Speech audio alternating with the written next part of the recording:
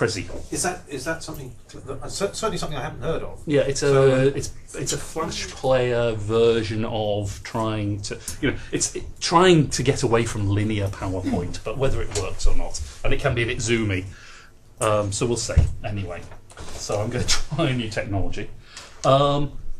Just thank you. What I think what I'll do, and probably moving on to the next slide, is sort of set up why what I'm trying to do. Some background to what I'm going to talk about. So, vocational education and training, my perspective, I suppose, of being in a school of education, is vocational education and training doesn't get talked about hugely often in a school of education. And yet, even if you take it as a narrow sense, say as FE colleges in this country, that's still a lot of learners. Globally, that's tens, if not hundreds of millions of learners. But actually, my argument is everyone is engaged in vocational learning of some kind.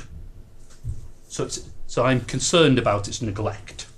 I'm concerned that, moreover, it's often seen as not for the likes of us, meaning the elite, that, I didn't go to it, my children certainly aren't going to go to it, and it's for those people, and I frankly don't care about it.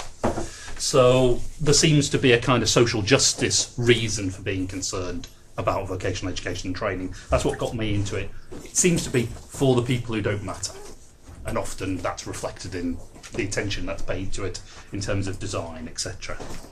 But I think it's theoretically a rich area because it gets beyond learning for learning's sake, which is important, but it forces you into questions about work, about development, about the political economy in which education takes place, which of course are debates there in education, but vocational, I think, forced us to foreground some of those issues.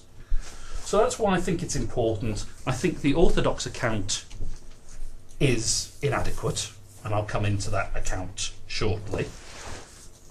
Why I'm particularly interested, why I'm presenting on this, is because this is something I've been working on recently.